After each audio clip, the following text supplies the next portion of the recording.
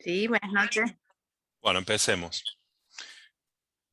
Otro viernes más, empezamos un módulo nuevo. Eh, Va a estar muy bueno esto de gastroenterología porque realmente es algo que es de la práctica diaria para todos. Eh, Hay que reconocer que nadie sabe nada. Entonces nos va a venir muy bien a todos un poquito de gastroenterología que se hace hoy, que se hace por tipos jóvenes, modernos, intervencionistas, que se meten por todos lados y que solucionan problemas. Realmente, gran idea de Leticia, traernos este módulo para ya empezar el verano, cuando nos ponemos un poquito más light. Hoy está con nosotros el doctor Elvio Ruiz, amigo, trabaja con nosotros hace muchísimos años. Especialista en gastroenterología y en endoscopia digestiva, tiene un magíster en hepatología, chico muy joven, muy bien formado.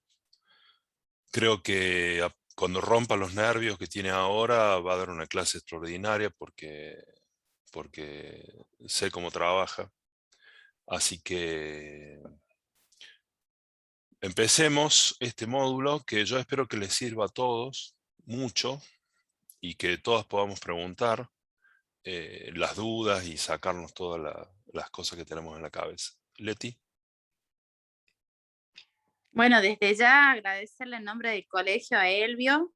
Este, Como dijo el doctor, vamos a hacer la apertura del módulo de gastroenterología con un tema tan frecuente en la consulta diaria del consultorio, que muchas veces es muy de difícil manejo, que los pacientes a veces les cuesta también expresarlo, así que bueno, con alta prevalencia, ¿no? Así que bueno, te agradezco un montón, seguramente lo vamos a disfrutar, vamos a entender un poco todo lo que es el mecanismo, cómo uno tendría que medicar y tratar de entender esto, que los pacientes también van a la farmacia y preguntan qué necesitan, ¿no? Entonces vemos cómo vamos a poder combatir todo esto y tratar de educar al paciente y la familia, que tiene que ver mucho también el tema de la alimentación, el tema del sobrepeso y todo, así que bueno, vamos a disfrutar seguramente mucho esta noche. Muchos Yo, éxitos, Elvi.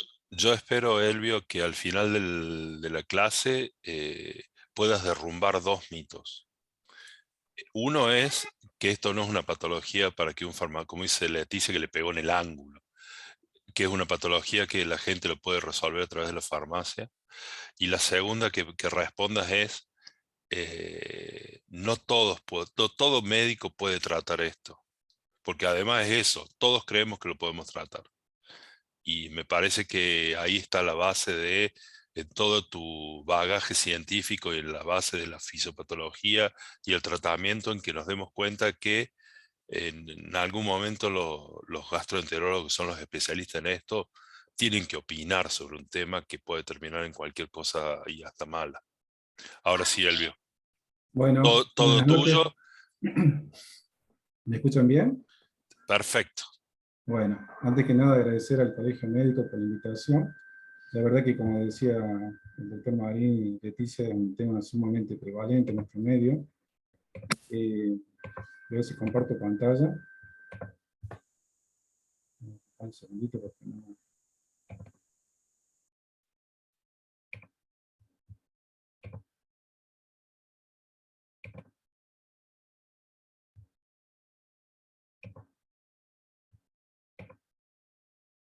¿Se ve bien? No se está viendo, me parece que está... ahí está, ahora sí. Ahí está, ahí está. Bien. Tarda un poco. Bueno, ¿Sabes qué? Ponerlo en pantalla completa, Elvio. Tenés una copita abajo del a ver, PowerPoint. Así, perfecto. Maravilloso. Bárbaro. Vamos. ahí está. Bueno, me toca presentar a mí es enfermedad por reflujo gastroesofágico. Es una enfermedad muy prevalente en nuestro medio. Vamos a ver un poco el tema de lo que es la definición. Yo, como conflicto de interés, no reporto ninguno. Mi objetivo primario cuando hice la clase fue establecer un diagnóstico de enfermedad por reflujo gastroesofágico y la clasificación del reflujo gastroesofágico. Como objetivo secundario, era conocer normas de manejo de acuerdo a la situación clínica del paciente y conocer complicaciones asociadas a esta enfermedad. Bueno, la definición de ERGE sufrió varias modificaciones y controversias a lo largo de la historia, pero en el año 2006, en el Congreso de Montreal, se definió como aquel contenido gástrico que refluye al esófago y que va a generar síntomas molestos y o complicaciones esofágicas o extraesofágicas. Los síntomas molestos como la pirosis, la regurgitación, las complicaciones como la estenosis, la esofagitis erosiva, el esófago de Barrett, y complicaciones extraesofágicas que tienen que ver con la tos crónica, con la laringitis, con el asma. Desde el punto de vista endoscópico, se establecen dos tipos. Esto es importante, digamos, cuando nosotros hacemos la endoscopia, de establecer, en primer lugar, ver si el paciente tiene erosiones o no tiene erosiones. Abajo a la izquierda se ve una imagen de un paciente que no tiene erosiones, y a la derecha se ve una sospecha endoscópica de esófago de Barrett con erosiones. Vamos con la siguiente. La fisiopatología es multifactorial, son múltiples los factores que intervienen, pero siempre el clínico le da un concepto unidimensional. En primera instancia se pensaba que se debía un daño diatal, luego se pensó en el esfínter esofágico inferior hipotensivo, y finalmente afectaciones transitorias del esfínter esofágico inferior. Hoy en día se sabe que todos estos mecanismos, más otros que vamos a ver en continuación, tienen que ver con la fisiopatogenia. El material gástrico, la barrera antirreflujo en la unión gastroesofágica, y mecanismos de defensa y reparación en el epitelio esofágico. Factores que son muy importantes tener en cuenta es la obesidad y la edad. A mayor índice de masa corporal tenemos mayor probabilidad de presentar enfermedad por reflujo gastroesofágico, y en cuanto a la edad pasa lo mismo, a mayor edad, mayor posibilidad de presentar enfermedad por reflujo gastroesofágico y complicaciones derivadas de la misma. Hay que tener en cuenta el ácido Pocket, que sería el ácido que queda después de que se hizo la alimentación, queda en la parte superior en el quimo, y es el que tiende a refluir en forma fisiológica. Trastornos motores del esófago que pueden generar síntomas como la enfermedad por reflujo gastroesofágica. Factores gástricos, acá hay que tener en cuenta factores como la gastroparesia, que es común verlo en pacientes diabéticos, por ejemplo. El reflujo biliar, que muchas veces no lo tenemos en cuenta, pero bueno, en la práctica sabemos que aquellos pacientes que están operados de vesícula tienen mucho reflujo biliar, y son pacientes que normalmente cuando ellos describen que sienten gusto amargo en la boca, habitualmente preguntamos si tienen antecedentes de cirugía de vesícula, y por lo general se da esa sospecha. Después tenemos mecanismos de defensa, la mucosa esofágica, tienen que ver con la parte del bicarbonato de la saliva, que es importante en cuanto a la defensa, con la parte de la integridad de las proteínas de adhesión celular, y con el bicarbonato que existe en la sangre. Esa integridad a veces se destruye y genera, digamos, un efecto nocivo del ácido refluido. En cuanto a la epidemiología, sabemos de que es una patología muy prevalente en Occidente, 10 a 20%. En Oriente no es tan prevalente, tiene un porcentaje de un 3.5 a un 7.5% aproximadamente. En Latinoamérica, en los diferentes estudios, bueno, sobre todo los de mayor, digamos, significancia estadística fueron los de Brasil, 11.9 a 31.3. En un metaanálisis que se realizó, se observó que Argentina, junto con Estados Unidos, Reino Unido, Turquía y Suecia, tienen la prevalencia de ERGE más alta del mundo. O sea, en realidad es muy prevalente en nuestra media. El 38% de los pacientes pueden presentar síntomas de dispepsia. Es normal que se acompañen, digamos, síntomas de reflujo con distensión, eructo, malestar, sensación de plenitud postprandial. El diagnóstico surge de una combinación de síntomas clínicos, síntomas endoscópicos, monitoreo ambulatorio de reflujo, y de la respuesta a inhibidores de la bomba de protones. Los síntomas clínicos pueden ser síntomas clínicos típicos, como la pirosis, la regurgitación, o síntomas atípicos como la tos crónica, la laringitis, el dolor precordial. En cuanto a la pirosis y la regurgitación, se mostró una sensibilidad del 30 al 76% y una especificidad del 62 al 96% para la prevalencia de ERGE. La respuesta a la administración empírica de IVP tiene una sensibilidad alta, 78%, y una especificidad del 54%. A veces en la práctica clínica es normal que nosotros, ante un paciente que consulta por síntomas de reflujo, indiquemos IVP para ver empíricamente si ese paciente va a tener respuesta o no tiene respuesta. Y en base a eso, posteriormente, definimos la posibilidad o no de hacer una endoscopía. Hay que tener en cuenta también la edad, los factores de riesgo, como dijimos, el tema de la obesidad, si el paciente es tabaquista, si consume alcohol, si tiene una mala calidad de vida, si hay mucho estrés en esa persona. Los hallazgos endoscópicos asociados a la enfermedad por reflujo incluyen la esofagitis erosiva en sus distintos grados de severidad, que son establecidos por la clasificación de Los Ángeles, la estenosis péptica, que no es frecuente de ver hoy por hoy, justamente por el uso masivo de los IVP, y el esófago de barro. En cuanto a la clasificación de Los Ángeles, estas son fotos de un archivo, básicamente se dividen en A, B, C y D. A medida que va avanzando es mayor, digamos, la presentación o la severidad de la esofagitis. La A se define como fisuras menores de 5 milímetros, la B se define como fisuras mayores de 5 milímetros, la C ya son fisuras mucho más grandes, que no llegan a ocupar el 75% de la luz, y la D, como en este caso, vemos que ocupan más del 75% de la luz. ¿Esto para qué sirve? Y generalmente sirve para ver el pronóstico del paciente. Sabemos que aquellos pacientes que tienen clasificación de Los Ángeles C y D, que son las formas graves, van a tener un 100% de recidiva a los 6 meses después de iniciar el tratamiento. Bueno, la endoscopia puede ser normal. En esa situación podemos sospechar que el paciente tiene una enfermedad por reflujo no erosiva. Puede haber pacientes que no tengan ERGE, pero que tengan otra enfermedad que explicaría los síntomas, como por ejemplo la acalasia o la esofagitis eosinofílica. Si sospechamos endoscópicamente que hay una acalasia, bueno, el método de elección en ese caso sería la manometría. Y en caso de una esofagitis eosinofílica, sería una indicación de tomar biopsias para determinar si realmente se trata o no de una esofagitis eosinofílica. O directamente encontrar pacientes sin ningún tipo de evidencia de enfermedad orgánica. Es importante recordar también que los hallazgos histológicos frecuentemente atribuidos a la enfermedad por reflujo tienen una sensibilidad y una especificidad subóptimas. De eso se desprende que ante un paciente que tiene una endoscopía normal no tiene sentido, digamos, tomar biopsias, excepto cuando la presentación clínica sugiera una esofagitis eosinofílica. Por ejemplo, pacientes alérgicos asmáticos que podemos sospechar que puede haber una esofagitis eosinofílica. La manometría debe ser usada para localizar el esfínter esofágico inferior antes de la realización de una impedenciometría y antes de considerar una cirugía antirreflujo, con el objeto de descartar trastornos motores del esófago. El diagnóstico, acá sabemos que el agregado de la impedenciometría a la pH-metría sola incrementa la sensibilidad del monitoreo del reflujo a casi el 90%, ya que permite la evaluación del reflujo débilmente ácido y no ácido. Básicamente la diferencia entre lo que es pH-metría y impedenciometría es que la pH-metría mide solamente el pH y la impedenciometría mide, digamos, el flujo de líquidos sólidos o la parte mixta.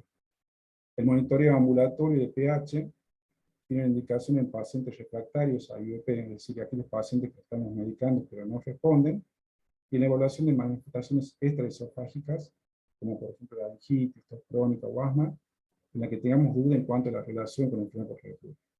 En aquellos pacientes que se vayan a someter a un procedimiento quirúrgico como una fundificatura. Bueno, ¿qué es importante? El tema de la dieta, si bien, digamos, los diferentes estudios hablan del uso del café, del alcohol, el tema del tabaco, siempre lo que más relación tiene en cuanto a la enfermedad por reflujo es la ingesta grasa. Por lo tanto, siempre lo ideal es decir al paciente que evite acostarse 2 a 3 horas después de haber consumido alimentos. Hay que tener en cuenta el control del peso y del perímetro abdominal. En cuanto a eso, hubo estudios que demostraron que una reducción del índice de masa corporal de unos 3.5 kilogramos por metro cuadrado reduce hasta un 40% la posibilidad de obesidad. Esto incluso cuando sucede en pacientes que tienen índice de masa corporal normal. Los antiácidos como los anti-H2 o los IVP son muy utilizados. En el caso de los IVP, bueno, sabemos que tenemos distintos tipos de inhibidores de bomba, omeprazol, pantoprazol, lansoprazol, deslansoprazol, esomeprazol, rabeprazol. Todos estos omeprazoles fueron asociados a mayores tasas de resolución de la esofagitis y menores tasas de recaída en comparación de los anti-H2 y placebo en pacientes con esofagitis erosiva. Es decir, cuando estamos frente a un paciente que endoscópicamente tiene erosiones, se va a beneficiar mucho más de un IVP que de un anti-H2 o de no darle medicación. En aquellos pacientes que tienen una ERGE no erosiva, Una revisión sistemática de Cochrane demostró superioridad del IVP frente a los anti-H2 hidroquinéticos para la mejoría de la pirosis. No para el reflujo, sí para el tema de la pirosis. Bueno, debe mantenerse el tratamiento con IVP en pacientes que han tenido complicaciones con esofagitis erosiva en su forma severa. Estamos hablando de una clasificación de los ángeles 6D, con el caso de esófago de Barrett, y en aquellos pacientes que tuvieron una recidiva de los síntomas luego de suspender el inhibidor de bomba. Por otro lado, aquellos pacientes que tienen una ERG no erosiva pueden ser manejados satisfactoriamente con IVP a demanda. Eso es importante porque muchas veces nos pasa que nosotros hacemos una endoscopía, son pacientes que vienen muy sintomáticos y no encontramos nada en la endoscopía. En ese tipo de pacientes son los que no necesitan tanto IVP, se les puede dar demanda, se les explica, digamos, que tienen que usar el inhibidor de bomba cuando lo necesiten y lo pueden suspender cuando se sientan bien. Como hemos dicho anteriormente, el 100% de los pacientes con esofagitis de los ángeles 6D, que son esofagitis grave, van a recibir en un lapso de 6 meses. Los anti-H2 nocturnos, como la ranitidina, la famotidina, han sido recomendados como una alternativa. De hecho, la ranitidina se considera uno de los mejores antiácidos nocturnos. Nosotros en la práctica clínica, cuando tenemos un paciente, digamos, que está con un IVP, y no está respondiendo bien, tenemos dos opciones. Una es aumentarle la dosis de IVP, y la otra opción, que es la que yo sugiero, es darle, digamos, un anti-H2. Yo tenía buenas respuestas con el tema de la ranitidina, pero bueno, ahora como no está, empleo la famotidina. Lo que hay que tener en cuenta acá es que la mayoría de los pacientes hacen reacciones de taquifilaxia al mes de tratamiento. El tratamiento con drogas prokinéticas como la metoclopramida junto con los IVP se considera como otra opción terapéutica para estos pacientes. Lo mismo, existe la posibilidad también de indicar un inhibidor de bomba a la mañana y darle un prokinético media hora antes de almuerzo de cena. Yo en mi experiencia prefiero usar el domperidona porque no tiene tantos efectos extrapiramidales como la metoclopramida. La metoclopramida, la verdad que la uso muy poco. Tengo mayor afinidad por la domperidona y con buenos resultados. En cuanto al tratamiento quirúrgico de la enfermedad por reflujo gastroesofágico, el tratamiento de elección es la funduplicatura laparoscópica. Las indicaciones quirúrgicas incluyen el deseo de continuar la medicación. A veces hay muchos efectos adversos por el medicamento, entonces son candidatos ideales. La presencia de una hernia yatal gigante, que sabemos que puede tener una complicación como una estrangulación. La esofagitis refractaria al tratamiento médico, o la alergia refractaria que está documentada por un método como la pH-metría y la impedanciometría. En aquellos pacientes que tienen la documentación por impedanciometría pH de reflujo no ácido sintomático, estando bajo tratamiento con IVP, también son candidatos a la cirugía. La cirugía antirreflujo es un procedimiento seguro cuando es realizado por cirujanos experimentados. Eso cuando uno decide mandar a un paciente a cirugía, obviamente que reúne todos los criterios que mencionamos anteriormente, lo debemos hacer, pero no a cualquier cirujano, sino a alguien que se dedique a hacer este tipo de cirugía. Normalmente nosotros en la parte de entrenamiento sugerimos a alguien que opere por lo menos 12 o más procedimientos anuales. Generalmente cuando hay más entrenamiento es mejor. Aquellos pacientes que se dedican, por ejemplo, a cirugías bariátricas son los que tienen más entrenamiento. Entonces por ahí uno tiene que derivar, prefiere o sugiere que vaya a algún médico, algún cirujano que se dedique en bariátrica. El efecto adverso más común asociado a la funduplicatura es el síndrome de hinchazón postprandial, que es la incapacidad de eliminar el aire atrapado en el estómago hacia el esófago. Eso se acompaña de saciedad precoz, imposibilidad de eructar y imposibilidad de vomitar. La verdad que es un síntoma que se da en el 85%, es muy frecuente, y eso hay que explicar al paciente porque no es solamente mandarlo a operar, sino explicarle que existe este síndrome y que por lo general dura un año y después del año tiende a resolverse. 3 a 24% de los pacientes van a experimentar disfagia, que persiste más allá de los 3 meses. Algunas veces nosotros endoscópicamente cuando tenemos pacientes que tuvieron funduplicatura y quedaron, digamos, con disfagia, pero vemos que el esfínter, que el repliegue está muy tenso, por ahí lo que hacemos es dilatar esa zona como para mejorar la sensación de disfagia. La diarrea es una complicación frecuente que se da en el 18-33% de los casos y que suele aparecer dentro de las 6 semanas de la cirugía. Hubo un estudio que hicieron una clínica de veteranos, un seguimiento de 10 años que demostró que el 92% de los pacientes tratados médicamente continúan recibiendo medicación antirreflujo. O sea que es muy difícil sacar el inhibidor de bomba una vez que está instaurado. Y sorprendentemente, el 62% de los que iban recibiendo el tratamiento quirúrgico habían reiniciado el mismo. Es decir, que más allá de que fueron operados, tuvieron que reiniciar el IVP. De ese porcentaje total de esos pacientes estudiados que fueron sometidos a cirugía, el 16% tuvieron que requerir una nueva cirugía. En pacientes obesos mórbidos, se observa que los tratamientos quirúrgicos para obesidad son efectivos en el manejo de la alergia, y dentro de esto, el más efectivo es el bypass gástrico y mucho más que la manga o que la banda gástrica. Esto simplemente es para mostrar que existe un método nuevo que es el LINX, que es un dispositivo magnético que sirve para mejorar la barrera antirreflujo. Básicamente contribuye a la función del cardias en el momento de relajación o que tiene que cerrar postprandial, y mostró efectividad a largo plazo, por lo tanto, digamos, fue aceptado por la FDA en el año 2012. Básicamente controla los síntomas y el pH esofágico. Se vio que hubo un alivio de sintomatología y una disminución del uso de IVP con este sistema, y que tiene resultados muy similares a la fundificatura. Hay potenciales riesgos asociados a los IVP. Yo traté de buscar realmente si era tan así como se habla, se dice respecto de los IVP, y en realidad los diseños o los estudios que hay no son de buena calidad científica, entonces queda en la duda realmente si son dañinos o no. El caso de los efectos más comunes tienen que ver con la cefalea, la diarrea, la dispepsia, que se suelen dar en menos del 2% de los pacientes, o sea que son sumamente infrecuentes. Puede haber déficit de vitaminas y minerales, puede estar asociado con neumonía y diarrea adquirida en la comunidad, fractura de cadera y osteoporosis, aumento de eventos cardiovasculares en pacientes que están bajo tratamiento concomitante con hipoglucemia.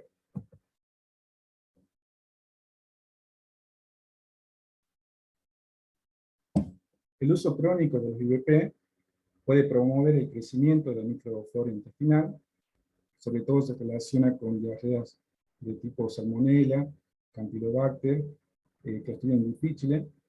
Si bien son raras, digamos, en aquellos pacientes que presentaron la colitis pseudomembranosa y que están recibiendo IVP, en esos pacientes lo ideal sería suspender el IVP. Por otro lado, estudios recientes muestran una posible asociación entre el uso de inhibidores de bomba con la demencia en mayores de 75 años con ratio de 1,44 y con la falla renal crónica. Bueno, ¿qué hacemos en aquellos casos que tenemos alergia refractaria al tratamiento con IVP? A veces en la práctica clínica se da que nosotros damos el IVP, el paciente no responde bien y le volvemos a aumentar la dosis. A veces el paciente responde y a veces no responde. Bueno, se estima que el alergia refractario se da en el 40% de los pacientes con síntomas atribuibles a alergia, que fallan sistemáticamente la respuesta del IVP, ya sea en forma parcial o completa, una dosis estándar del IVP. En realidad, el alergia refractaria continúa siendo un punto de controversia, depende mucho de cada autor, pero para la mayoría de los investigadores creen que solo los pacientes que tienen respuesta parcial o falta de respuesta a una doble dosis de IVP deben ser considerados dentro de esta categoría. El primer paso en la evaluación de la enfermedad por reflujo refractaria es optimizar el tratamiento con IVP, regulando la adherencia del paciente al tratamiento y asegurando que la dosis sea apropiada. Es decir, nosotros en primera instancia debemos ver si el paciente realmente está tomando el inhibidor de bomba, cómo lo está tomando, si lo hace 30 a 60 minutos antes de la comida o lo toma junto con la comida, asegurando que sea la dosis apropiada para ese tipo de paciente, y optimizando en caso de que tengamos un IVP de la dosis estándar, lo podemos llevar al doble para ver si responde o no responde ese paciente. La eficacia de los IVP se maximiza cuando es administrado antes de la comida, siempre teniendo en cuenta que sea administrado 30 a 60 minutos antes de comer. En aquellos pacientes que tienen síntomas típicos, se debe realizar una endoscopia digestiva para excluir desórdenes esofágicos diferentes a la alergia, como puede ser una calasa o una esofagititis. Si la endoscopia es negativa, es decir, que sea una endoscopia normal, el siguiente paso va a ser realizar un monitoreo ambulatorio de reflujo, que va a servir para ver si hay fallas de los IVP, con resistencia al reflujo ácido que requiere regulación de tratamiento y eventual aumento de la dosis. Si hay un adecuado control del ácido, pero persisten los síntomas asociados al reflujo no ácido, o aquellos pacientes que directamente tienen síntomas sin reflujo. En cuanto a los síntomas extraesofágicos, sabemos que la alergia está presente en el 59% de los pacientes con AMI y pH normal, en el 59%, pero se concluye que hay poca información para establecer causalidad. Es decir, que aquellos pacientes a los cuales se les somete a pH-metría que tienen asma, por ejemplo, 59% van a tener alergia, lo mismo que aquellos que tienen un pH anormal. Los estudios de corte sugieren que la alergia puede ser la causa de tos crónica en el 21 a 41% de los casos. Existe una relación establecida clara entre lo que es alergia y asma, tos crónica y laringitis. En la actualidad se considera que el porcentaje total del tiempo con pH menor a 4 es el discriminador más útil entre el reflujo fisiológico y patológico. En este análisis de 8 estudios controlados y relativizados, no mostró ventajas de IP sobre el placebo en pacientes con laringitis crónica. Muchas veces recibimos pacientes que mandan el otorrino por sospecha, digamos, de laringitis crónica por reflujo. Esos pacientes, a veces les indicamos los IVP y no tienen mejoría. Eso también se depende porque se sabe que hasta el 80% de pacientes que no tienen enfermedad por reflujo presentan edema y eritema en la zona laringea que no tiene nada que ver con la enfermedad por reflujo. Un metaanálisis de 11 estudios concluyó que el tratamiento con IVP en adultos con asma mejora en una pequeña proporción el flujo respiratorio pico. Es decir, que si yo tengo un paciente asmático y quiero indicar un IVP pensando que puede haber una enfermedad por reflujo, sí puedo mejorar quizás la enfermedad por reflujo, pero no voy a mejorar mucho el tema del asma. Con respecto a la tos crónica, un metaanálisis de 9 estudios controlados y utilizados no encontró ventaja en la administración del IVP comparado con placebo en cuanto a la resolución total de la tos. Sí encontró diferencia en cuanto a la calidad de la tos. Bueno, dentro de las complicaciones asociadas con la enfermedad por reflujo, tenemos la esofagitis erosiva, que como dijimos se puede clasificar en leve, moderado o severa de acuerdo a la clasificación de Los Ángeles. La estenosis, que es sumamente infrecuente de ver porque se usa mucho el tema de bombas, antiácido, entonces hoy por hoy es difícil de ver. Creo que 2 veces vi estenosis práctica en pacientes añosos, que bueno, que en realidad tienen larga data de reflujo, pero no toman medicamentos. Y el esófago de Barrett, que sí es frecuente de ver cuando hacemos la esofagitis severa, son más comunes en los ancianos y en general existe recaída si no se sustituye un tratamiento de mantenimiento. Se está recomendado repetir la endoscopía luego de un mínimo de 8 semanas de tratamiento con IVP en aquellos pacientes con esofagitis severa para descartar la presencia en el esófago de Barrett.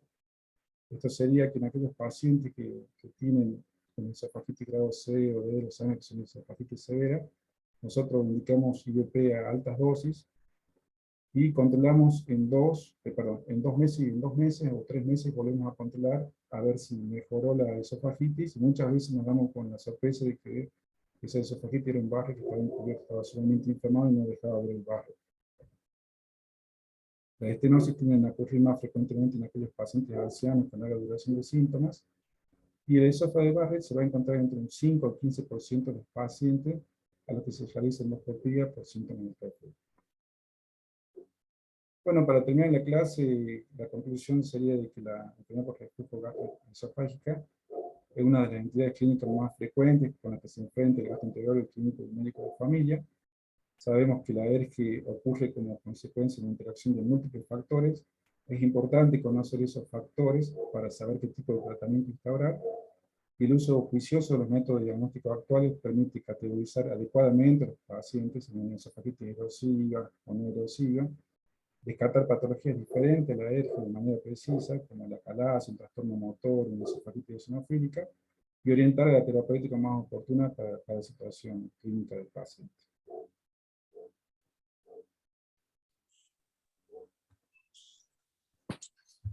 Perfecto, Elvio.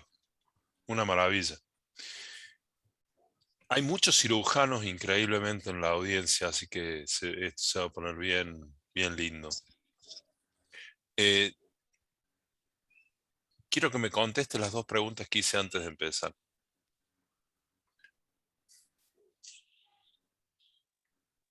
Te las recuerdo, por si... Sí.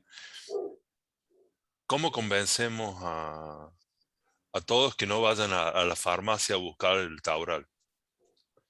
Y la segunda cosa es, ¿en qué momento los médicos comunes tenemos que decir no somos capaces de atender esto y lo tenemos que llevar al gastroenterólogo? ¿Es desde el primer inicio o hay algún momento que vos decís, bueno, creo que ya hasta acá llegué? No, bueno, para contestar la primera pregunta, creo que es algo folclórico, cultural nuestro, de que es muy común tener acidez o síntomas de reflujo y lo más rápido, lo que soluciona todo es tomar un antiácido, un anti-H2 o un IOP que son de venta libre. Entonces, al calmar el síntoma, nos sentimos bien y no consultamos de nuevo. Generalmente los pacientes caen cuando ya tienen larga data de síntomas de reflujo. Son pacientes que vienen con un año, 2 años con síntomas de reflujo. Incluso hay situaciones en las cuales, por ejemplo, el reflujo desaparece. Está el caso de las pacientes embarazadas que por el aumento de la presión intraabdominal después de que no hay luz, el reflujo mejora notablemente. Pacientes obesos que bajaron de peso y que andan mucho mejor, pero que después vuelven a aumentar de peso, empiezan de nuevo con reflujo. Y pacientes que son sedentarios, que tienen una mala calidad de vida, que tienen mala alimentación, que recurren directamente al antiácido para pasar la noche, digamos, y al otro día van a comenzar este ciclo que se hace como muy cotidiano en esos pacientes. Para dar una respuesta a la segunda pregunta, digamos, es un tema tan prevalente que lo maneja el médico de familia, el clínico, el gastroenterólogo. El tema radica, digamos, en la cronicidad, creo yo, porque ahí es cuando empiezan a aparecer las complicaciones. Aquellos pacientes que yo medico empíricamente, pero al cabo de 2 o 3 meses mejoré su problema y no volvió a tener recidiva, lo puedo seguir manejando si el día de mañana me vuelve a consultar o pasar unos meses y me vuelve a consultar por reflujo. La cosa, creo yo, cambia cuando el paciente habla de una cronicidad, que habla de síntomas orgánicos, sobre todo cuando son los síntomas que se presentan en la noche, síntomas nocturnos, pirosis, náuseas, vómitos, que eso ya, digamos, son signos de alarma que nos orientan a nosotros que hay que hacer una endoscopia. Hoy por hoy, digamos, el tema del ERGE es uno de los métodos principales, digamos, para hacer el tema de la endoscopía. El tema del esofagograma varitado no tiene sentido en un paciente que tiene enfermedad por reflujo, ya que no puede verse erosiones o no erosiones. Y sí serviría para aquellos pacientes, por ejemplo, que tienen una hernia de hiato, o pacientes que presentan disfagia, que también se pueden presentar algunos pacientes ya con disfagia, sobre todo como complicación crónica en un paciente que presenta una estenosis, por ejemplo. ¿Sabes qué te voy a pedir, Elvio? Que dejes de compartir pantallas y nos vemos todos más grandes. Arriba tenés y dice Stop Sharing y ahí dejas de compartir pantalla.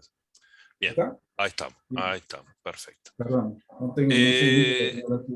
ahora que pasó toda esta locura de la ranitidina, un medicamento universalmente distribuido, utilizado por todos, en todo momento, en todo lugar, y que ahora es la mala palabra, es la vieja fiera de los medicamentos.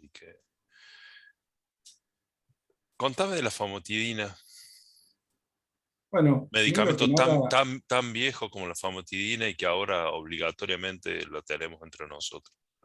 bueno, en primera Hablámonos un poco instancia, de eso. sí, en primera instancia, digamos, la famotrina, como dice usted, es un medicamento mucho más viejo que la ranitidina.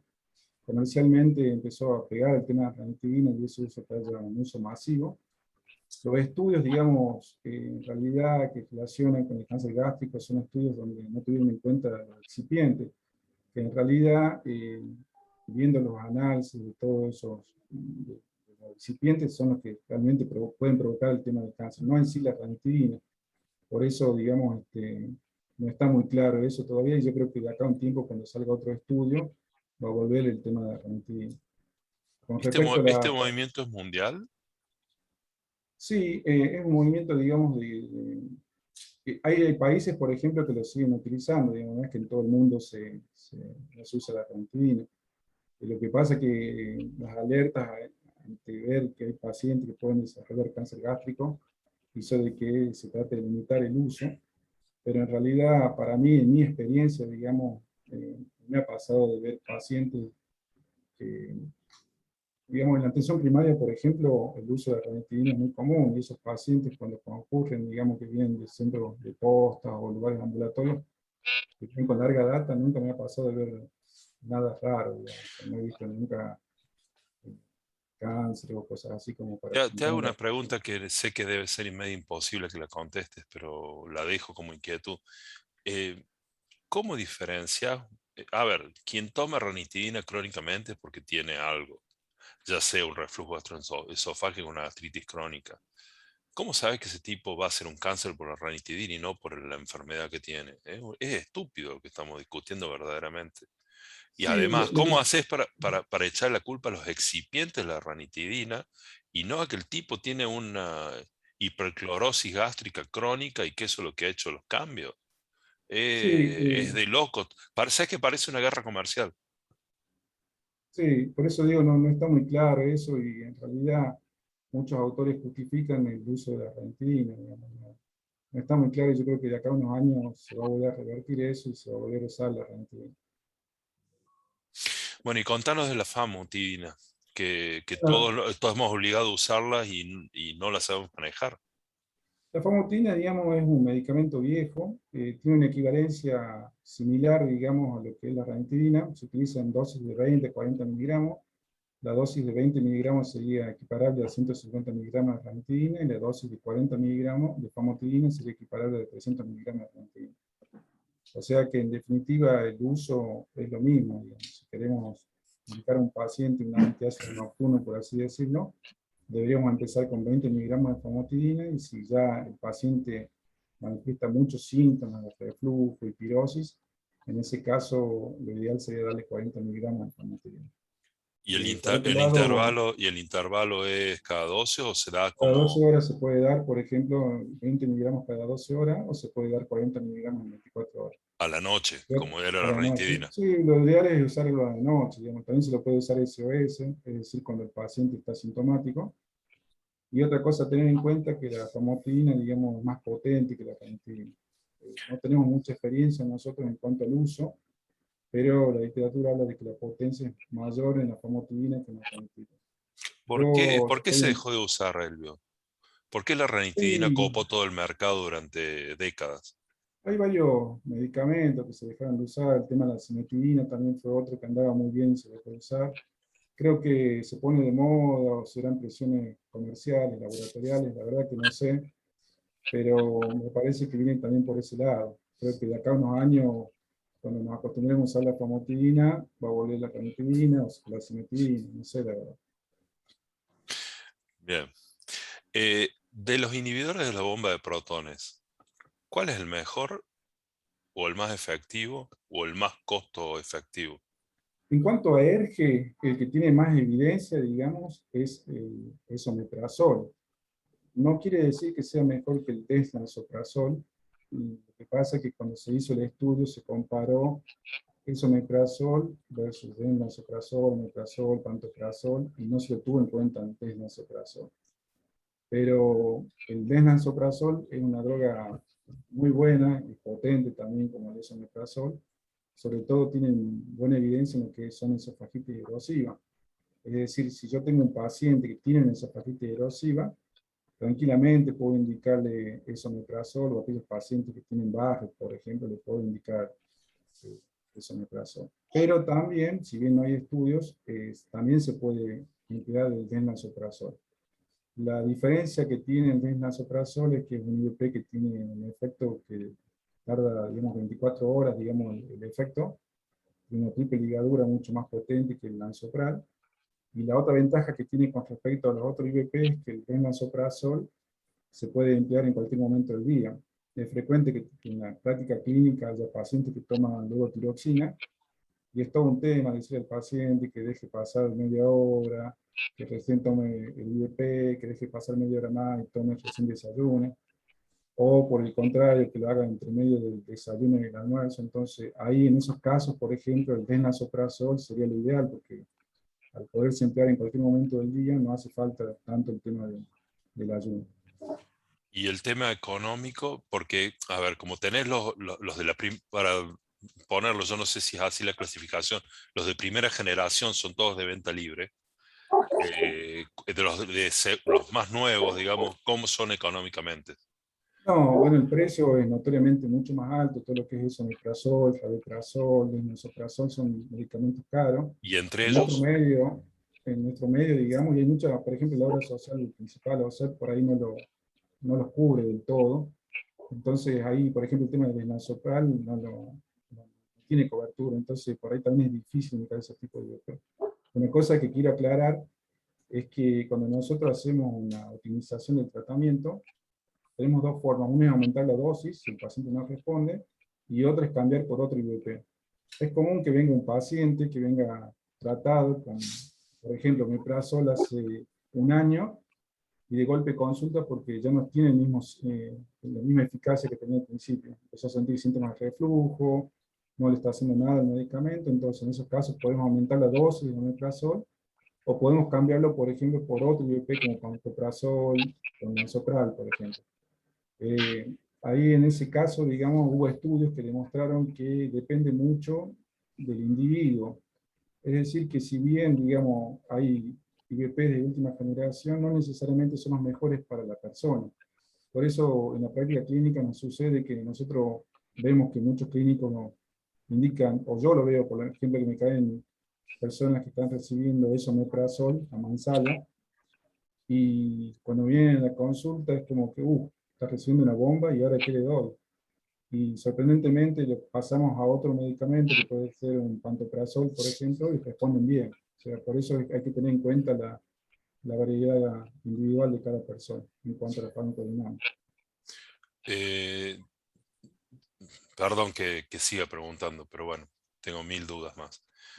Eh, para el médico que está de base, que el paciente le dice, además, doctor, lo que usted me dio gastritis y tengo reflujo, ¿con qué debería empezar antes de mandártelo, antes de pedirte una endoscopía? O sea, ¿con qué sale del aprieto de que el paciente le dice una cosa así, que es algo de la mitad de los pacientes al día de Bueno, todos? primero que Y vos nada decís, creo ¿con que, qué, con qué lo hacemos? Y lo hacemos tranquilo y lo hacemos efectivo y quedamos bien y por ahí salvamos la situación. sí, primero que nada creo que es fundamental, digamos, ver qué tipo de paciente tenemos enfrente. Si el paciente es un paciente obeso, si es un paciente delgado, si es una embarazada, si es un paciente que tiene mucha ansiedad, mucho estrés, si tiene crisis de pánico, si fuma, qué tipo de alimentación tiene, y en base a eso determinar si podemos modificar algo en el estilo de vida como para recién ver qué tipo de IVP o de antiácido podemos emplear. Normalmente en la parte ambulatoria, en el primer nivel, se suele entrar mucho el tema del antiácido, anti-H2. La ranitidina era muy usada y con buenos resultados. De hecho, yo tenía muy buen resultado con la combinación de ranitidina con domperidona. Para mí era eso, digamos, algo básico para usar en aquellos pacientes que me consultaban por reflujo. Si ya después veía que con eso no andaban bien, bueno, ahí yo le planteaba la posibilidad o no de si se quería o no realizar una endoscopía. Sabemos que las personas hoy por hoy tienen fobia a realizarse endoscopía, no es fácil después del caso de Pérez Volpin, entonces como que todo esto hace de que tengamos otro tipo de situación clínica con el paciente. Pero básicamente creo que lo ideal sería usar el IVP que nosotros estamos acostumbrados a utilizar. Eh, yo siempre tengo en cuenta en mi consultorio costo de efectividad, por lo tanto siempre empiezo con IVP que son más baratos. Y si el paciente, no porque sea gastroenterólogo voy a indicar el más caro, eso nunca lo hago solamente cuando voy escalonando, optimizando el tratamiento, lo voy dando lo más caro, si es que no funcionan los más baratos, pero siempre pienso en el bolsillo del paciente y la adherencia que puede tener el tratamiento. De nada me sirve que yo le indique un desnasoprasol, un esomeprazol, si sé que el paciente no tiene para comprarlo. O sea, me ha pasado muchas veces que he tenido pacientes con síntomas muy floridos, a los cuales por yo querer solucionar el problema le he indicado un esomeprazol y me volvió al mes diciéndome que estaba igual y bueno, decía, qué raro, que no hizo nada. No me hizo nada. Bueno, es que en realidad no pude comprar el medicamento, doctor. Y bueno, ahí uno se da cuenta de que en realidad no es lo que uno cree, sino también hay que ver el contexto socioeconómico del paciente. Pero básicamente creo que con lo que uno tenga confianza, que está acostumbrado a utilizar, y en mi caso, como dije, yo empiezo por los más baratos y si veo que ya viene con, a veces también sucede que vienen de otro colega, y en ese cambio, en ese caso, digamos, lo que hago es cambiarle el IVP porque sé que después de un año y medio ya eh, empieza a haber resistencia. Entonces, normalmente, digamos, eso eh, es fácil de ver en la consulta que los pacientes que están hace un año o 2 años con algún IVP no están respondiendo, y no necesariamente significa de que está empeorando su enfermedad por reflujo, sino que a veces uno con cambiarle el medicamento, darle otra opción de IVP, el paciente mejora notablemente y se evita una endoscopia. Obviamente que si el paciente tiene síntomas que a nosotros nos llama la atención, como complicación o síntomas orgánicos, la cosa cambia. Hay que tener en cuenta también la edad del paciente, no es lo mismo que venga un adolescente o una persona adulta, menos de 50 años, a que venga un paciente que ya tiene más de 50 años, que me trae un laboratorio con anemia, que me dice que está perdiendo peso, bueno, la cosa cambia. Los otros, los que somos un poquito viejos, porque lo estoy viendo al doctor Real, entonces dije, hay gente vieja también acá. Nos hemos acostumbrado cuando éramos jóvenes a la existencia de los tipo Milanta, que venía desde sabor vainilla hasta caramelo mentolado. Hoy no tienen ningún tipo de lugar, ¿no es cierto? En realidad tienen su eficacia práctica y su utilización, pero hay que tener en cuenta, digamos, que la vida media de esos antiácidos es muy corta, tiene una duración de 1 hora y media, 2 horas. Por lo tanto, en aquellos pacientes que tienen mucho reflujo, no les puedo dar ese tipo de medicamentos. Pero, Yo me lo asemejo en flebología a las cremas Goicoechea, debe ser más o menos exactamente el mismo tratamiento. sí, bueno, yo por ejemplo, lo suelo utilizar mucho en las pacientes embarazadas. Cuando vienen pacientes embarazadas, les suelo dar Milanta. Y antes venía una combinación que venía con domperidona, que era muy buena, pero bueno, la sacaron del mercado como muchos medicamentos que tienen efectividad en la parte clínica, en la parte práctica, y después lo sacan del mercado. Yo con el tema de la Milanta en las pacientes embarazadas lo suelo indicar y lo indico mucho. Y cuando la paciente no responde, por ejemplo, ahí le suelo dar un anti-H2. Realmente le daba una ranitidina, y si la paciente seguía muy sintomática, bueno, ya hacía la endoscopía, y si bueno, había erosiones o algo que justifique, ya pasaba a darle un omeprazol o pantoprazol. El tema de los anti-H2 tiene evidencia grado A para el embarazo, por lo tanto son drogas seguras, y el omeprazol es de categoría B, entonces ya ahí no es tan fácil darle un IVP a una embarazada. No se lo da si no tenés una endoscopia previa que justifique. Claro, no se lo doy, no. En ese caso no. Y también depende de la edad gestacional, ¿no? O sea, el primer mes nunca doy IVP, y ya el tercer trimestre, por ejemplo, cuando ya está avanzado el tema del embarazo, ahí sí puedo indicar un IVP con mayor tranquilidad. Leti, Claro, perfecto. Bueno, excelente la charla, Elvio. Bueno, fuiste contestando un montón de preguntas que tenía en la cabeza, que fue haciendo también el doctor Marín. Justo el tema de las embarazadas, el tiempo del trimestre, qué medicaciones se puede utilizar en la práctica médica, que ya lo acabas de contestar. Y para reforzar el tema del tiempo, me queda a mí porque, bueno, los pacientes que tienen cáncer gástrico hacen síntomas muy vagales que muchas veces no es tan florido de cuadro. Cuando ya empiezan con pérdida de peso y reflujo persistente, es como el cáncer está un poco más avanzado. Entonces, siempre la pregunta mía es, porque los pacientes vienen con tratamiento de antiácidos o inhibidor de la bomba por mucho tiempo, ¿hasta cuándo uno, como en el consultorio, tendría que tener una alerta? Digamos, cuando yo pido la endoscopía, ¿no? Esperar, iniciar el tratamiento, esperar los 2, 3 meses y hacer endoscopía sería la indicación, porque muchas veces uno te escucha que va a decir, bueno, o subo la dosis o roto el medicamento, pero ¿en qué tiempo sería el más adecuado como para uno descartar una patología oncológica y no dejarnos pasar en el tiempo, que es lo que nosotros vemos muchas veces en el consultorio? Bien. Bueno, eso en general tiene que ver con la presentación del paciente.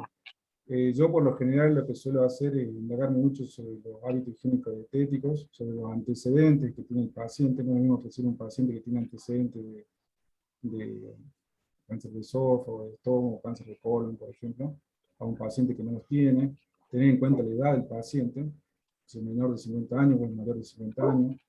Pedirle un laboratorio mínimamente para ver si el paciente está anémico o no, y los síntomas que presentan. No es lo mismo que el paciente me diga que tiene síntomas de reflujo, que tiene un dolor gastrointestinal, pero que a la noche descansa bien, a otro tipo de paciente que me dice que tiene un dolor epigástrico que lo despierta de noche, o que los síntomas de reflujo no lo dejan dormir. Ahí la cosa cambia un poco. El tema del tabaco también es otra cosa que es muy importante. Cuando tenemos enfrente un paciente que es un tabaquista severo, no hay que esperar mucho, hay que pedir una endoscopía. Lo mismo aquellos pacientes que tienen antecedentes de úlcera gástrica o cáncer gástrico, o que tienen antecedentes también de Barker pylori, son pacientes que uno lo puede someter, digamos, a una endoscopía. Si el paciente ya tiene antecedentes de haberse realizado una endoscopía y tiene, por ejemplo, metaplasia intestinal o atrofia gástrica, son pacientes que hay que hacer una vigilancia endoscópica anualmente. Si el paciente, por ejemplo, tiene migraña hiatal, se sugiere un control endoscópico cada 3 años. La cosa cambia cuando ya hay una estenosis péptica o un esófago de Barrett, donde lo que tenemos que hacer nosotros es, digamos, ver si ese paciente en el esófago de Barrett presenta displasia o no. Y de acuerdo al grado de displasia, si es leve o moderada, la cosa cambia radicalmente. Tenemos en nuestra audiencia ahí bueno, dos cirujanos del oeste. Está el doctor Reales, que es nuestro secretario del Interior, y está el doctor Mariscal Trite, que es miembro del Tribunal Deontológico del Colegio. Si alguno de los dos quiere hacer una pregunta, abran sus micrófonos. Bueno, hola, buenas noches. Buenas noches. Muy buena la presentación. Yo quiero preguntarle, primero coincido en el manejo de la medicación, más que todo en la embarazada, uno hace control de embarazo también acá, y a mí me ha ido por experiencia, me ha ido muy bien con los prokinéticos, más que con los protectores gástricos, y por supuesto que tiene relación en cuanto a la edad gestacional y demás. Lo que quiero preguntar al doctor es si un paciente puede morir por reflujo gastroesofágico. En realidad, por lo que puede morir son por las complicaciones, es decir, que el paciente presente un esófago de Barrett o una estenosis, o que, digamos, se encuentre ya directamente con un adenocarcinoma. En sí, la presentación del reflujo conlleva a tratar de mejorar la calidad de vida, que es lo que generalmente pasa en estos pacientes que se acostumbran a una mala calidad de vida. Nosotros lo que queremos hacer básicamente es mejorar la sintomatología y evitar las complicaciones a futuro. Genial. Está muy bien. ¿Alguna otra pregunta? Sí. Marito. Buenas noches. Sí, buenas noches. Buenas noches, doctor Ruiz. Felicitaciones por la exposición muy Bueno, clara. muchas gracias. Yo quería preguntarle cuánto tiempo podemos, como médicos generales, tratar un paciente con reflujo gastroesofágico antes de mandarlo a la capital a que se le haga una endoscopía. Creo que eso tiene que ver con cómo se comporta el paciente. Si estamos enfrente de un paciente que es un paciente que tiene buena adherencia al tratamiento o no la tiene. Muchas veces sucede que nosotros indicamos, digamos, la antiácido, el nivel de bomba y el paciente no lo toma y consulta y recurre a la ranitidina o al Milanta para sacarse la sintomatología momentáneamente y se hace un círculo vicioso. En ese caso, esos pacientes creo que son candidatos a mandar. Y obviamente cuando ya la cosa se torna compleja, por ejemplo, cuando sospechamos de que puede tener alguna complicación por su reflujo, o aquellos síntomas atípicos como tos crónica, laringitis o episodios de asma que se pueden estar presentando, que no tengan clínica con relación con el tema de la época estacional. Esos pacientes serían candidatos como para ir pensando de que se puede hacer una endoscopia. Normalmente yo cuando recibo un paciente no soy de entrada de meter el tubo, soy muy criterioso en cuanto a hacer un estudio. Hay otros colegas que directamente hacen endoscopía. Siempre recuerdo que mis grandes maestros, digamos, me decían de que no había que exagerar ni tampoco pedir poco, porque no se puede comer las cosas. Entonces tiene que buscar un equilibrio y tratar de tener un mejor ojo clínico para esos pacientes que uno ve que no está respondiendo y que por la edad pueden ser mucho más complejos, digamos, de no pueden solucionar con un nivel de creo que si uno tiene un paciente controlado, que anda bien, que es un paciente que tiene buena adherencia, que hace dieta, que se cuida, que hace actividad física, puede andar tranquilamente y bueno, y sugerirle en algún momento de hacerse una endoscopia como para tener un diagnóstico más preciso. Por el contrario, aquellos pacientes que tienen mala adherencia, que son malos pacientes, o que no están respondiendo, más allá de tener una buena adherencia al tratamiento, sería importante hacerle una endoscopia. Ahí la Muchas doctora, gracias. Bien. ahí la doctora Muchas Rita de la gracias. Vega pregunta a Elvio, contanos los consejos alimentarios que le da a esos pacientes. Bueno, yo básicamente lo que hago en el consultorio es decirle que eviten el tema de las grasas, las frituras, el tema del alcohol, el tema de picantes, algo que parece tonto, pero sí tiene resultados de evitar la menta, por ejemplo. Hay adolescentes que viven con el chicle de menta en la boca. Eso es importante decirle que traten de no o por ejemplo, otro tipo de pacientes que consumen mate y le echan menta. Bueno, eso es básicamente lo que yo les digo, evitar los cítricos también. Pero lo que más evidencia tiene es el tema de la dieta grasa. Más allá de todo eso, de las revisiones, de todos los estudios que se hicieron, la dieta grasa es la que tiene mayor impacto, por lo tanto es lo que hay que reforzar en esos pacientes. Y todo lo que es los Y mitos, con- justo estaba por preguntar eso. claro, los mitos, no, a ver, porque tenemos mitos y mitos, por ahí yo tengo unos mitos, vos tenés otro, Leti. No, los mitos de las infusiones, del mate, del café, mucho café, de los té. ¿Es Sí, cierto o no es cierto? en parte sí, en parte no, porque tiene que ver mucho también con cada paciente. Hay pacientes que, por ejemplo, toman té de té y tienen reflujo y el mate cocido no les hace nada. Y al revés, a veces toman mate cocido y el té de té no les produce reflujo. Con respecto al tema del mate, digamos, yo no indico inhibir, digamos, la ingesta del mate. Nunca lo hago, digamos, solamente lo hago cuando el paciente me dice de que el mate le cae mal. En esos pacientes directamente digo, bueno, no tome mate, no me queda otra, pero no es que sea una indicación, digamos, suspender el tema del mate. Uno por ahí aconseja, Ah, digamos, que evite el café, esas cosas, porque, bueno, pero cada organismo se comporta de manera diferente, o sea que ¿El café en general o el café en algún horario? el café en general, no tiene que ver con el horario, pero obviamente hay pacientes que son grandes tomadores de café, que aparte se acompañan de colon irritable, porque es frecuente, digamos, que los pacientes que toman mucho café tengan colon irritable y síntomas de reflujo. Entonces en esos pacientes uno refuerza la consejería y obviamente recibe el rechazo del otro lado porque están acostumbrados a tomar café. Con Bueno, ah, respecto a ¿cuáles la, son tus mitos, Leti? no, los míos eran como más criollos de consultorio, que somos los que estamos en el consultorio permanentemente y tenemos muchos pacientes, tanto del interior como capital, en las creencias, los mitos que ellos dicen, me tomo bicarbonato y a mí eso me hace bien, o un jugo de limón, o me comí cebolla, y cómo uno debería, ¿no?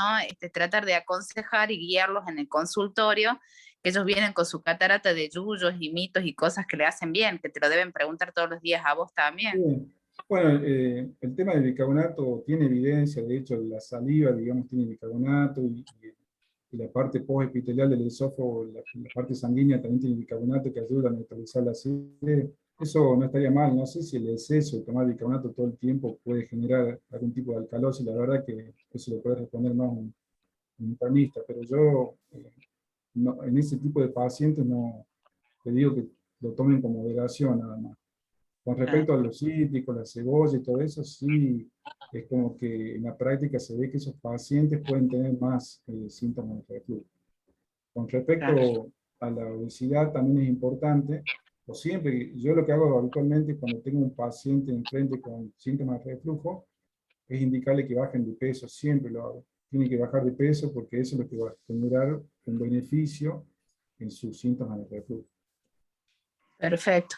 ¿Y sería adecuado hacer la derivación a la nutricionista también para que los les enseñe cómo comer, los asesore, les vaya Sí, controlando el peso? eso es fundamental. Es normal que en la práctica diaria, digamos, se presente un paciente y me pide que le dé la dieta. Y en realidad yo no sé cómo explicarle que no soy nutricionista, pero bueno, trato de explicar, digamos, lo que yo creo y por lo que leí, digamos, que es lo más conveniente en el caso particular del paciente. Claro. Marito, tenés el Casi micrófono todo. apagado.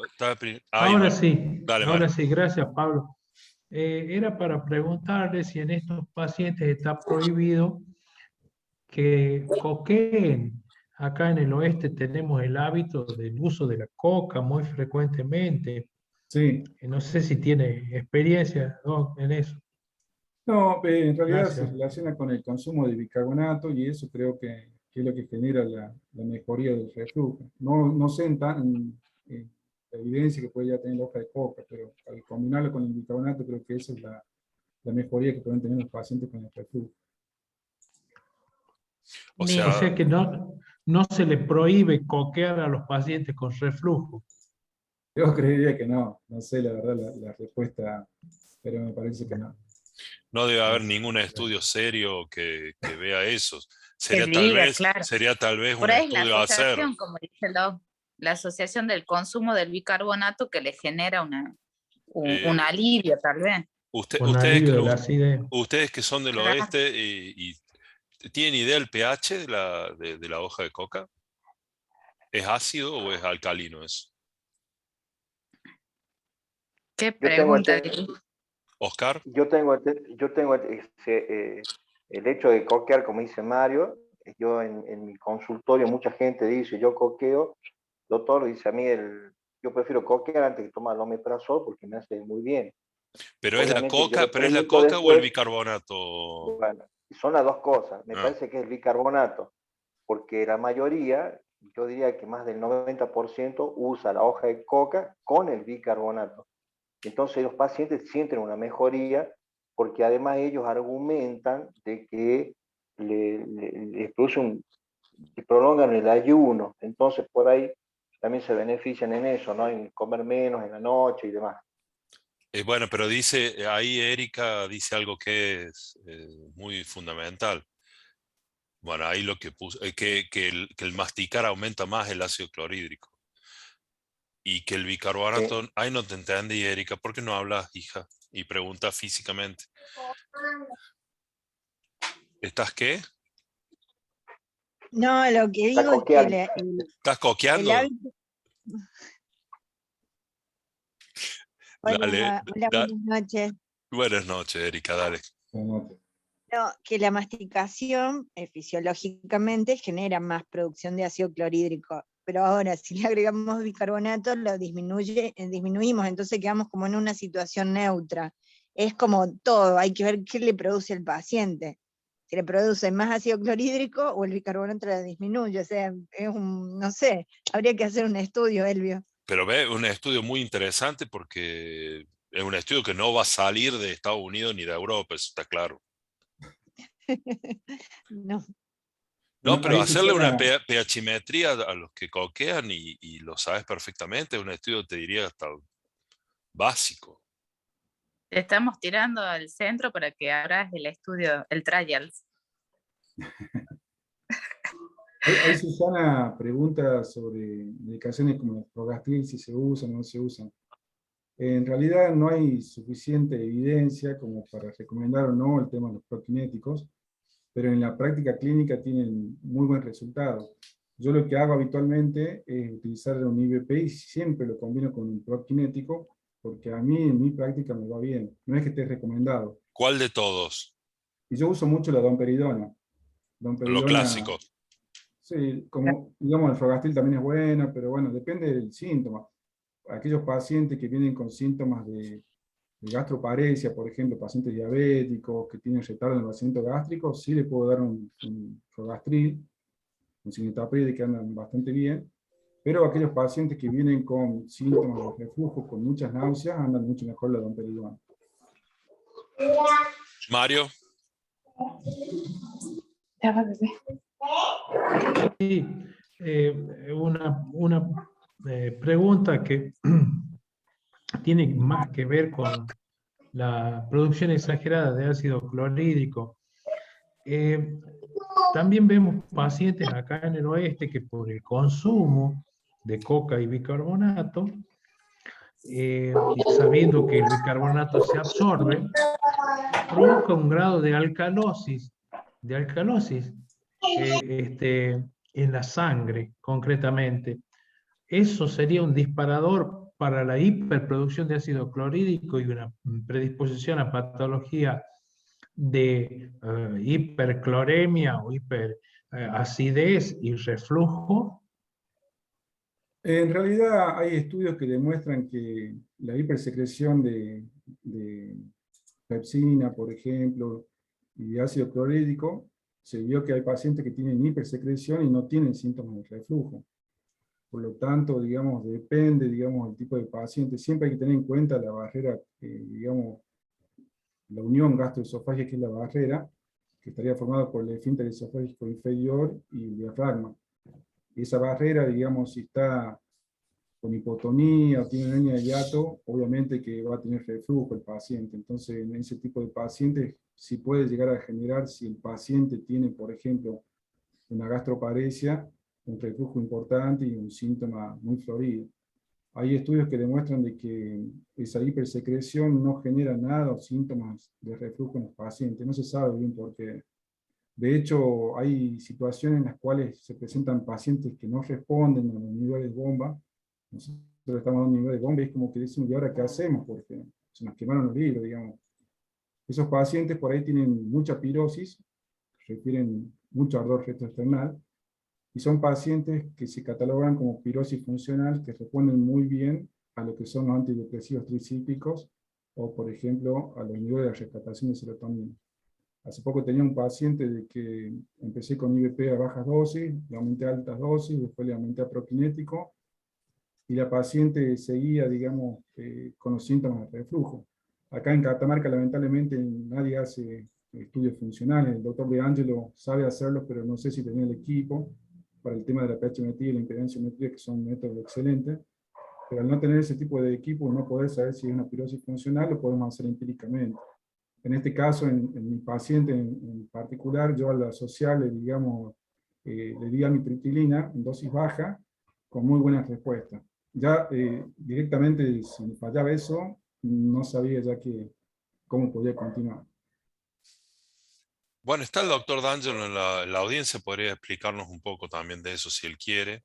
La doctora Bustos dice con mucha sapiencia que en farmacología estudiamos que el bicarbonato producía alcalinidad en el estómago y eso producía mayor cantidad de ácido clorhídrico. Pero es cierto lo que decís vos, Elvio, tenemos la barrera natural que no debería dar, o sea que el reflujo gastroesofágico es una patología, que el hecho de tener Exactamente. mayor ácido Claro, clorhídrico en el estómago no implica que tener reflujo, que es es una patología extra. multifactorial, porque en realidad si el paciente tiene, partamos de la base, si el paciente tiene una unión gastroesofágica buena, ese paciente no va a tener reflujo, no va a saber lo que es tener síntomas de reflujo. Ahora, cuando esa barrera, digamos, está fallando, o que puede suceder también que siempre hay reflujos fisiológicos que a veces en determinados pacientes generan de que baje el tono del esfínter esofágico inferior y genere síntomas de reflujo. Por eso es multifactorial esto, no se le puede atribuir si tiene acidez o si no tiene, porque también tenemos que tener en cuenta todos los mecanismos Lo involucrados. que pasa es que mezclamos un poquito, me parece, reflujo gastroesofágico con gastritis, que son dos enfermedades diferentes. Sí, son Entonces, cosas como que diferentes. estamos, claro, Cuando veamos gastritis, por ahí estas cosas se pueden llegar a permitir más. Mirna, levantaste la mano.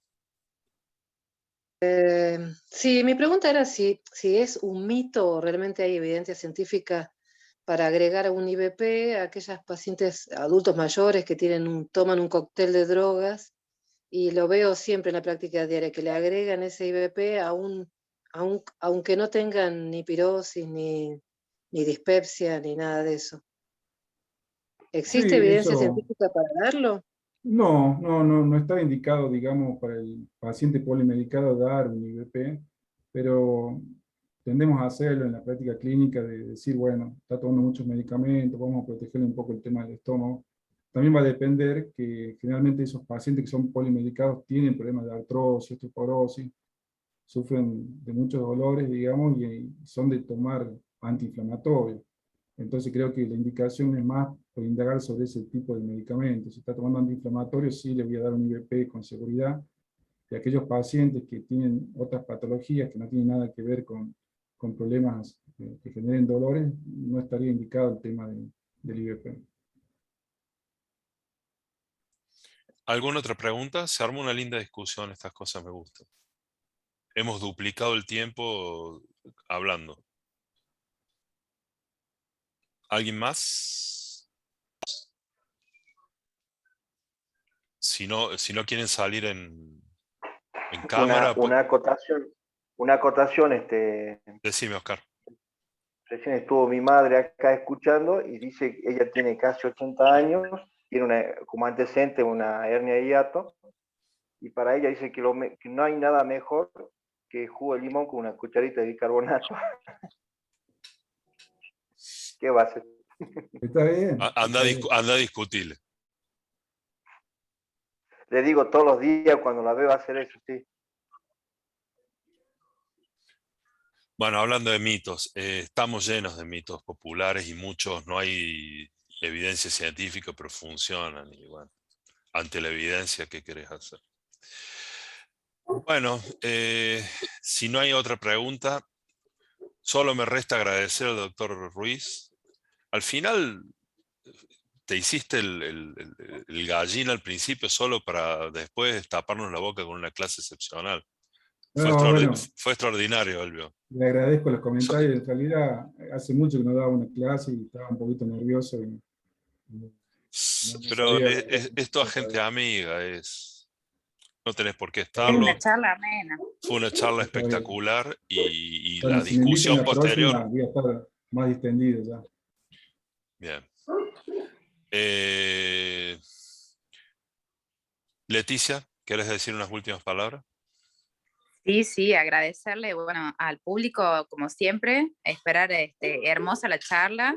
Creo que sacamos muchas cosas positivas. Bueno, Elvio, excelente la charla, muy productiva. La verdad que felicitaciones y te agradezco haber aceptado la participación. Quiero invitarlos a todos a continuar con este módulo de gastroenterología, con la segunda charla el próximo viernes. Se va a disertar enfermedad celíaca. Lo va a dar el doctor Varela, Sergio David. Así que los esperamos todos al próximo viernes. Que tengan un excelente fin de semana y que pasen un hermoso domingo, este domingo tan especial para todas las mamás. Yo solo quiero decir, además de lo de Leticia, que me parece bárbaro, que estamos pasando una época muy triste. Se nos están yendo muchos colegas muy queridos. Tenemos casi un golpe por semana. Es todo muy triste lo que está pasando. Como comunidad médica estamos demasiado golpeados. Este 2021 ha sido muy malo para nosotros. Cuídense todos. Feliz Día a las Madres, a las madres médicas. Pásenla hermoso en familia y nos vemos el viernes que viene. Muchas gracias. Buenas Muchas noches. gracias a ustedes. Que tengan buenas noches. Feliz día de la madre.